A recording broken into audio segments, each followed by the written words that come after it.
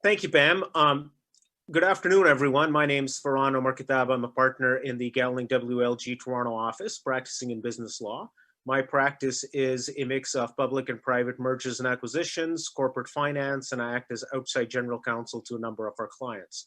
My colleague Marcus Hinkley and I will spend this afternoon chatting with you a little bit about uncertainty in M&A transactions. So, Marcus, you want to tell the folks a little bit about yourself? Yeah, thanks, Faran. Hi, everyone. Thanks for joining us today. My name is Marcus Hinkley. I'm a seventh-year associate in the business law group at Gowling's, based in the Toronto office. Originally trained in the UK, as you may be picking up from the accent. It's not from Timmins. Prior to Gowling's, I was at two other big international law firms, and I mainly work on private M&A transactions, particularly with a cross-border element, but do lots of general corporate work as well, and securities and capital markets too. Excellent. So we understand most of you are at financial institutions, and rather than bore you with lawyerly stuff this afternoon, I think Marcus and I are planning on having a conversation about what we do, which is M&A, and chatting about what happens when uncertainty hits your clients and how you might be able to help. And we figured rather than, jump into stuff that lawyers like talking about, like agreements and clauses and this, that, and the other, we talk more about the practical aspects of what your clients may be seeing and where you might be able to add some value to them. And, as the topic says, we're chatting about uncertainty in M&A transactions. And so before we get into uncertainty, let's chat a little bit about certainty, right? And everyone kind of says, hey, Faran, why would we want to chat about certainty? And you have to remember, everyone loves certainty in an M&A transaction. I love knowing that the target company I'm about to buy has great customers, great suppliers, repeatable revenues, rising profits, great margins. It's things that are repeatable are good in my world. And whenever we approach an M&A transaction, when everything looks nice and neat, it's just, you get excited and it's much easier to do a transaction. But when things start to go awry, like you get a contract and it's not signed, or it's missing pages, or you ask the client, who issued these shares? They have no idea. Where are your contracts with your suppliers? They have no ideas. It starts creating uncertainty, and that gets buyers to be a little uneasy. And for those of you who work at financial institutions, I'm sure you know, when you start asking questions and don't get the right answers, you might get a little wary of lending money, or you might ask other questions. So that's the general thing about why uncertainty is bad for M&A transactions. And you can't talk about uncertainty without talking about COVID-19. So, Marcus, what's happening with COVID-19 in the M&A markets? Of course, we're all aware that we're in the middle of a pandemic, and we're all probably sick of hearing the word COVID-19. And the good news is that it looks like a vaccine's on the way and that things should be returning to normal at some point next year. But COVID-19 this year has devastated the economy. It's caused many companies to freeze or significantly curtail their operations, and it really has impacted M&A transactions and continues to do so. In fact, this time last year, I was at a conference in Amsterdam. I tell my clients and colleagues that I was actually at the Heineken factory, but I was at a pan-European law firm conference in Amsterdam, and we still keep in touch on a regular basis. And I was speaking to them last month, and it's interesting to see how this has affected all of the world in a similar way. We've all seen a slowdown in M&A. We've all seen a slight recovery in the last couple of months. But there are some countries that have struggled in particular. The UK in particular has struggled with Brexit and COVID hitting at the same time. Just as it looked like they'd figured out the Brexit situation, COVID popped up out of nowhere and really slowed things down over there. So maybe this is an aspect. The Europeans were saying that they saw a bit more of a recovery towards the end of the summer. And maybe that was in relation to Europe opening its borders temporarily for a few months in the summer. So some of the things we're going to touch on later today about people being able to meet in person and travel around and visit each other, that might have spurred a bit more of a recovery in Europe, more than we saw here, because the US border was and continues to be closed and will be for the foreseeable future. So what we're going to do in this session in particular is, as Faran said, we're going to talk about how uncertainty affects M&A deals. And we're going to split up a conversation between ourselves and look at the aspects from a buyer's perspective and also from a seller's perspective. And these will obviously change depending on which side you act for. But I think Faran's going to give us a brief overview of the market activity here, and then we'll lead into that conversation. Yeah, so let's chat a little bit about the Canadian market. So anecdotally, from our M&A department, we have seen January, February, March were incredibly busy. In mid-March, you just see a rapid decline in transactions and just a real drop off for the months of, March, April, May, with the recovery starting to come in around June and July. And I'll contrast that with the public markets. Anyone who's been following the stock markets has been seeing the roaring recovery from the lows we saw in early March to where it is now. And all of our public issuer clients have been incredibly busy, no matter what sector they're in terms of raising money. The M&A market, on the other hand, has been relatively quiet. And part of that relates to the fact that some of the factors we're going to talk about in a minute. But you also see a real change in sectors. Obviously, technology has been incredibly busy, but along with that, you see some, old economy products like yard equipment, gardening equipment has been very busy because people are now home. They're focusing on their yards. They're focusing on what they're doing at home. So, if you were in the market for selling baking sheets, you've done really well through COVID.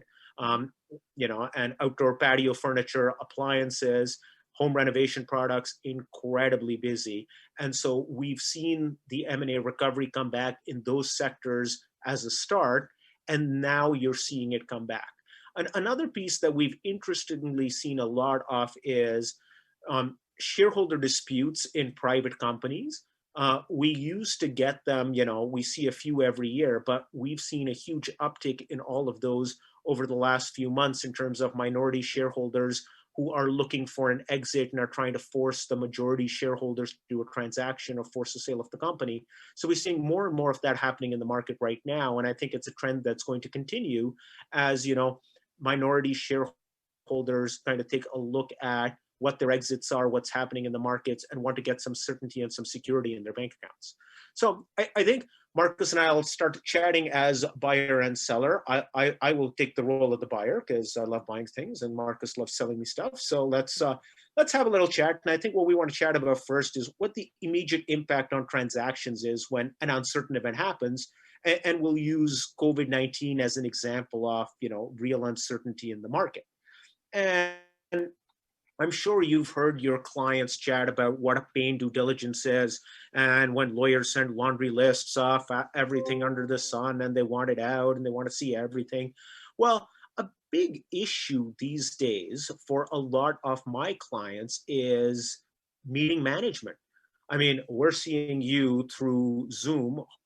In another time, we would have hopefully sat in a room and had this conversation in person as opposed to over Zoom. And it's a little hard to connect over these platforms, great as they may be for us being able to do this. I've heard a few of my clients use the term, my private equity clients that invest in companies, when they say management is very important. And they say, we bet on the jockey and not the horse, right? And it's the idea is, you need to form a relationship with management, get to know people at your target company. And that's very hard to do when you are, not allowed in the country, or you can't travel, or you can't visit the facility. If I'm buying a manufacturing facility and I can't enter the facility itself, that's going to be a real issue for me. Marcus, what do you think on the seller side? Yeah, and it's kind of similar on the seller side. I think that's a great overview, Faran. From the sell side, I think a lot of times we see, especially when it comes to SMEs, and they're selling to larger corporations, there's often a group of founders or an individual founder that are like really key to the success of the business moving forward. So typically we see them involved for a period of time, whether it's it's 12 months or longer. But if you're selling your business, then you want to really get to know who's buying your business and who's going to ultimately be calling the shots for the next year or 5 years that you're going to be tied with the company. You want to get a feel for the management. And one of the big issues that we see from the sales side is you sell your business and you've agreed to stay on as the CEO, for example, for the next 3-4 years. And then you find out that the people that have bought the company are a bit less reasonable than you are. And they have different expectations than what, came out in the M&A transaction. So that's really important to get to grips with. And there's no better way of doing that than meeting someone for a beer and actually having them around to sit and talk with them in a room and meet them face to face and shake hands. This also goes to the site visits as well, as Faran alluded to. When you're doing your diligence, that's often something that's very important to the buyer. Now, as the seller, at the minute, one of the big issues you have is how much liability and risks you want to take for your workers. Because do I want a team of, nobody wants accountants and lawyers turning up at their sites at the best of times.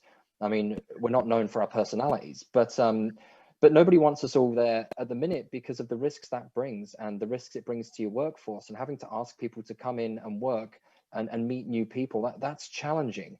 But you know, the site visit's also important from a sales side, because yes, management are going to be the ones calling the shots, but they might bring their head of real estate or their head of manufacturing, like the management teams that are actually going to be implementing the day-to-day business more so than the board of directors will. So it gives you a chance to meet those guys as well. And so from a sales side, that's why that's important. And that's why COVID's kind of been very difficult on the diligence side. Depending on what industry you're in, there may be an environmental review as well. And so as a seller, as a buyer, they're going to be having their own interests, but as a seller, you're going to want to make sure that you have it done and that it's done quickly so it doesn't hold up your sale. And that, at the minute, things have been put on hold. There was a period of time, March, April, May, when nothing got done. And so that caused a lot of uncertainty. Faran, how would that impact the buyer side of things? Well, I mean, we had one of the transactions I was working on went on hold simply because there was a piece of real estate that was moving as part of the transaction, and the buyer wanted to have an environmental assessment done, but the seller was uncomfortable having people on site, as Marcus said. And, you know, timing then became an issue because the ground is freezing up where the facility is located. So the idea was, hey, if we can't get in September, October, deals on ice till March. And that's exactly what's happened now. I'm working on another transaction where we're running into, you know, such logistical issues as, where are the minute books? Oh, they're at the office. Is there anyone at the office? No. Is anyone allowed to go in the office? No. Where are the share certificates that you're selling me? Oh, they're at the office. And the person who knows where they are is in a different city, can't travel back. And so you run into these logistical pieces of, you know, as lawyers, we're used to having all the pieces of paper neatly lined up in our closing room. That's not happening anymore. And you have to come up with creative workarounds for how all of that stuff works. Mm-hmm. So, you know, on the buyer side, it brings a bit more complexity, and you have to start being a bit more reasonable in terms of what can and cannot be exchanged in the traditional way we used to. Yeah, and, you know, for every buyer, one of the biggest pieces of any transaction is ensuring that the target's customers and suppliers are there, as in there's going to be a business when I buy this business. And, you know, it's really hard to diligence what's gone on with customers and suppliers, given, you know, depending on the nature of the business, during the lockdown, post-lockdown, is that business ever coming back? Is that supplier going to be able to supply? Is this business ever going to be the same? And, you know, as a buyer, you want to try and understand that to make sure you're not taking on any more risk, but you also want to try and use it to your advantage to try and get a better price. So, yeah, Marcus? Yeah, no, I hear all of those points, Faran. I agree entirely. I think from the sell side, if we were entering an M&A transaction, or what we've seen this year in particular, is we've been saying to the sellers, hey, you know, we need to understand your customers and suppliers. And the issue we have is the suppliers aren't solvent and the customers haven't been paying their bills, which that affects production. If you're relying on the suppliers to make your widget to get it to market, then that can affect things. If customers aren't paying the bills, that can affect the value of the company. But more practically, as Faran alluded to with his minute book reference, you know, as part of this deal as the seller, I know I'm going to have to go and knock on the door of my major customers and suppliers and say, hey, there's a change of control. This agreement likely has a change of control provision. I need your consent to do this. Now, if you haven't been able to regularly keep in contact with your customers and suppliers, or if they're no longer solvent, or if they've got other interests, or they're concerned with COVID and keeping their business afloat, it might hold up you getting that consent, which is fundamental to the buyer in order to complete the transaction. So one of the things we're going to talk about later on is how you can prepare yourself. And so just remember this point, because we'll talk about staying in touch with your customers and suppliers, but this has been a particular problem. I've worked on a few deals this year where people have just been absent, and COVID's kind of hit them so hard that they're not worried about anybody else but keeping the lights on. And so my seller was unable to get the consent it needed, and it ended up delaying the deal for about 6 weeks. So it's a real problem. And on the sell side as well, financing is something that is always a concern for us and has been particularly affected by the COVID pandemic. Now, Faran will talk more about the buy side in a second, but as a seller, as a result of what happens to the buyers, that now means that the buyer might be offering you share consideration instead of cash. And if I've worked very hard for a number of years and I'm looking to sell my business, I don't want shares in the target company. I want cash in my back pocket. I want to buy that yacht, buy the Harley Davidson, and disappear off into the sunset and enjoy my retirement. Now, I've got a long way to go. I'm still an associate at Gowling's, but one day maybe that's the dream. And for your clients that have been working hard to sell their business, share consideration is something that they may not be as interested in as they would be a complete cash deal. Faran, how would a buyer deal with these financing challenges? Well, I mean, for most buyers, the big financing challenge in March, April, May was, as the banks got used to working remotely, got used to getting things done, we noticed, and the message we kept hearing from some of our banker friends was, we're busy looking after our own clients at the moment, making sure their needs are met and getting, additional financing to them. And there was a bit of a delay we noticed in terms of getting acquisition financing out there. And a lot of buyers were getting pretty creative in terms of saying, let's do some short-term vendor take-back notes. Let's try and do some earnouts to try and bridge the gap between valuations. Mm-hmm. Business has been down this year because of your revenues. We understand that, but perhaps we can do something in terms of giving you an earnout over the next couple of years if business recovers, etc.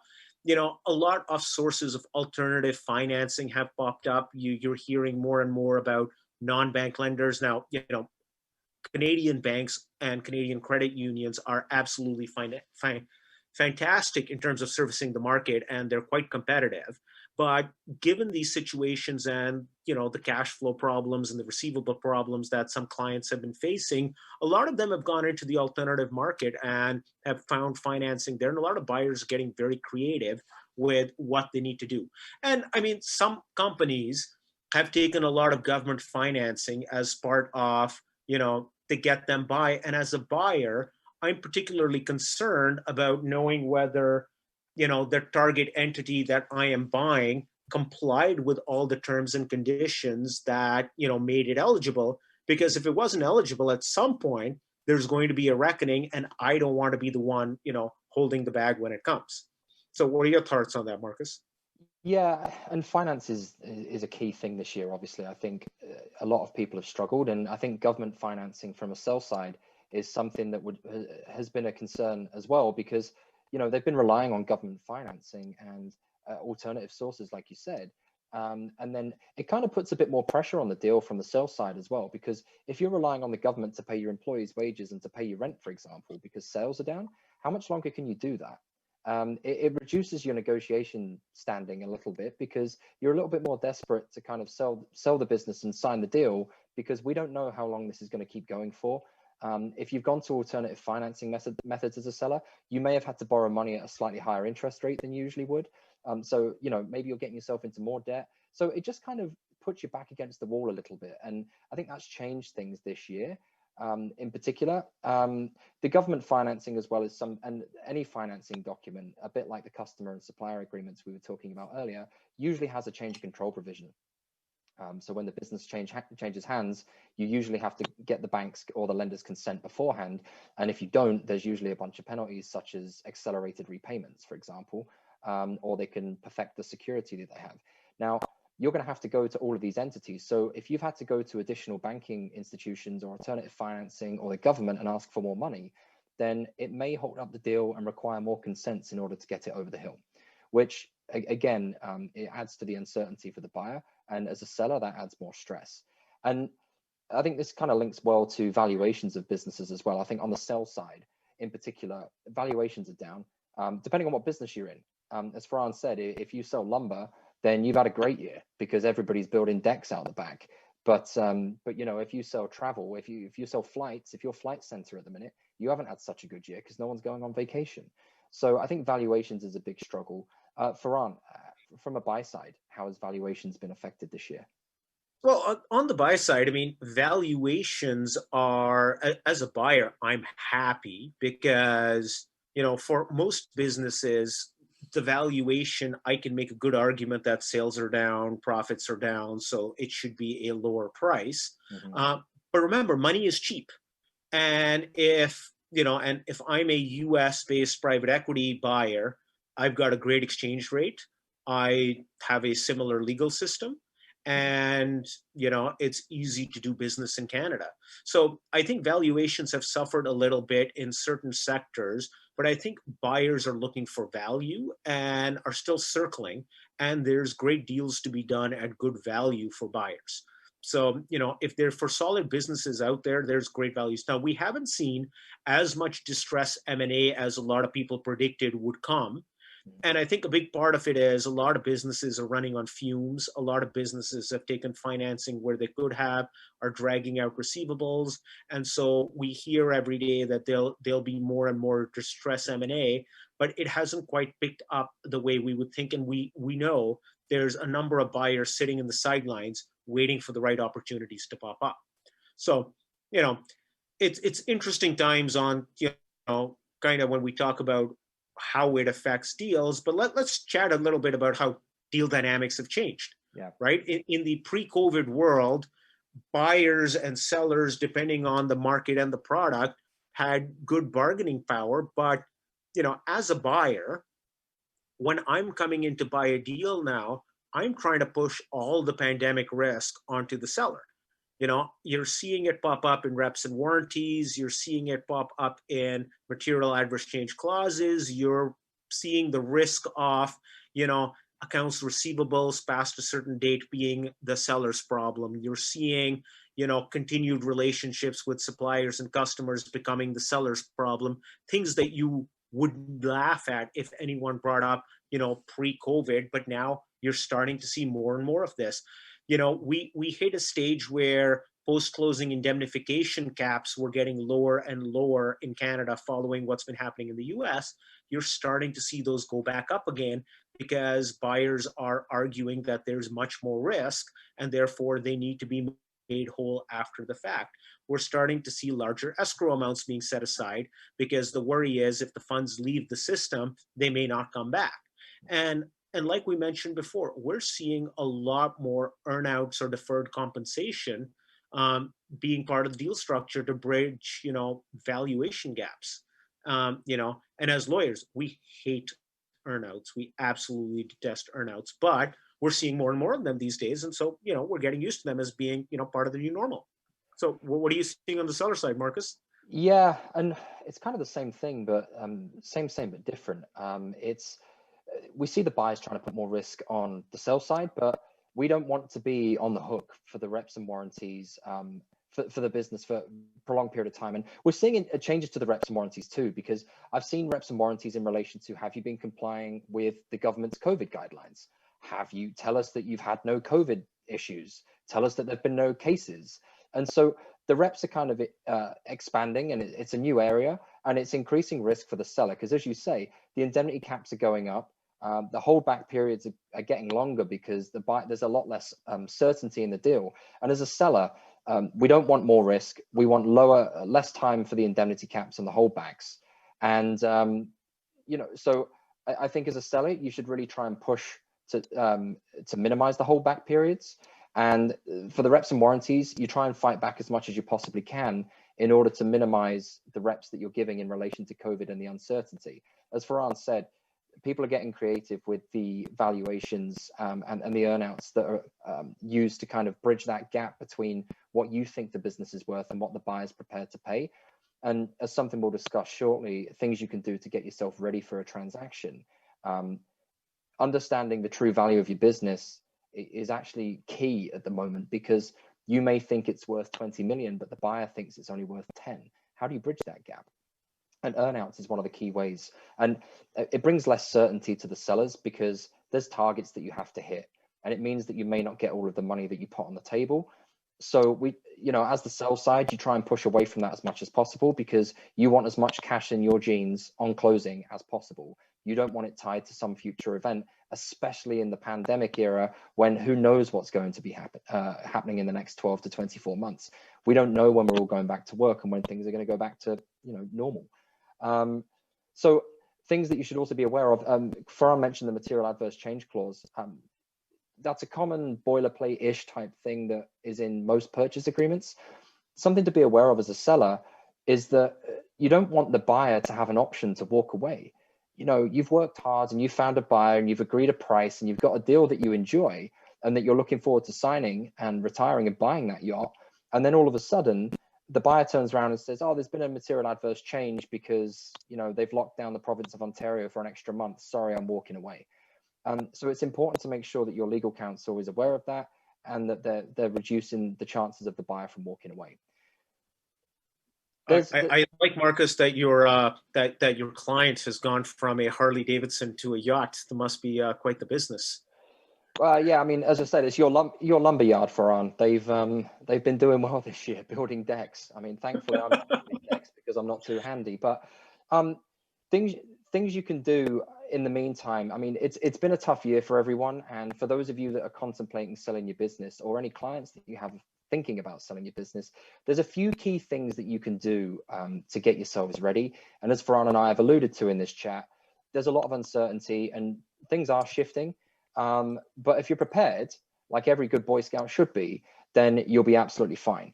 A few of the key things that you can do: tax planning. As most of you will know, there are lifetime capital gains exemptions that are about $880,000 at the minute. You want to make sure that the business is structured in such a way that any sellers can maximize that capital gains exemption. This goes hand in hand with any wills and estates planning, because often if the founders are elderly, they may have youngsters or children that are involved in the business, or maybe not, but maybe they want to leave the benefit of the business to the children, or they may not. They may want to just sell it and have the money go into an estate. It's important to have all of that stuff lined up and have a proper tax structure in place, have proper wills and estates planning if you've got an elderly seller. I had one deal where we were literally ready to sign on the dotted line and the main founder died unexpectedly, and it delayed the deal. We had to end up dealing with the estate and it wasn't set up properly. So it ended up, there was a lot of hurdles and hoops that we had to jump through in order to get the deal closed. So maximizing the amount of money your client's going to get or any issue are going to receive on the sale of the business is extremely important. So I'd recommend engaging a tax professional with a lawyer or accounting firm and wills and estates hand in hand to get that going soon. Get your diligence set up, get a data room ready to go, get your contracts collected, make sure that they're all properly executed. Anything you throw in the data room, make sure that it's properly labeled so that when you give it to some poor junior associate that ruins his weekends reviewing it, at least they understand what they're reading. Employees, if you're tech heavy or you've got a lot of IP, it's important to make sure that your employees have all signed the proper agreements that allocate any intellectual property rights to the business. And this is standard and should be in their employment agreement or a standalone agreement, but you'd be surprised how many companies we come across that don't have that. So if intellectual property is the value of your business, that's something you should be thinking about now, because you better believe that a buyer, that's the first question they're going to ask. And that really reduces your standpoint when it comes to negotiate the deal. And the same with valuations. Get a valuations firm engaged, understand what your business might be worth, and then get to the Zoom table, shall we say, and start negotiating. Because if you've got your diligence organized, if you've got all of your contracts executed, signed, and collected, and you can turn around to Faran's buying team and say, I know my business is worth X amount. Here's a data room with everything labeled. Everything's up to speed. You're not going to have any issues here. Then, notwithstanding the COVID uncertainties, you are very well prepared, and that gives you a good foundation to negotiate the best possible deal. And if you've got your tax structuring in place at the same time, it means that that good deal that you've got, you've managed to maximize the money and cash that the sellers are going to walk away with. I've worked on so many deals where the sellers have not realized the money they should have done because they've had to pay a portion of it to the tax man. So, Faran, any final words? Sure. So, you're probably all wondering, what does M&A mean to me? I'm, working in a bank. I'm helping my clients finance. Well, you're often the most trusted advisor of your clients. And they often will tell you, they're thinking of selling, they're thinking of doing this, they're thinking of doing that.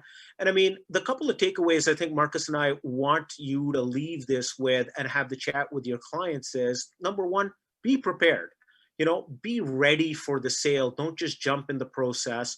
Get the right advisors, get a good lawyer, get a good accountant, get a good tax planner so that you know what you're getting into and what you're going to do on the other side.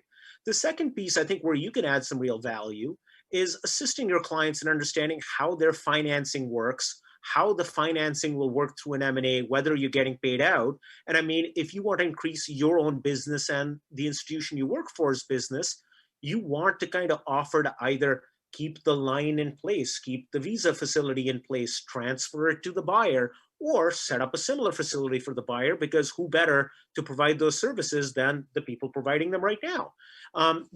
We ran into some issues early on in March and April with US buyers coming into Canada for the first time and opening bank accounts, right? It was one of these, if they weren't borrowing money, the bank said, you're going to the back of the queue. We're going to wait and process the loans first, and then we'll get to you opening your bank accounts, doing KYC over Zoom and, scanned copies of passports and all that fun stuff. So, I think there's a real opportunity for, the bankers out there and for your clients in terms of being readily available to keep that business rather than having it move to one of your competitors, by being part of the solution and saying, hey, let me help you get some financing. Let me help finance this deal by keeping the line of credit there. Let me facilitate the opening of some bank accounts, and let me see what I can do with that. So, and like we started off, certainty is good. So in an M&A deal, as certain as you can be is the best thing to do. And, Marcus and I are always happy to chat with bankers. If you want your clients to, call us and just chat for 15 or 20 minutes about what they're thinking of doing, we always make time to do that, because we understand you don't want to engage a law firm before you understand, who the people are, where they come from, whether they know what they're talking about, what their experience is. So, that's what we leave you with. Hopefully we didn't get you guys to fall asleep on your desks while you were listening. And both Marcus and I are always happy to chat if anyone wants to reach out. So it's been a pleasure chatting with you this afternoon. Thank you very much, everybody. Thank you.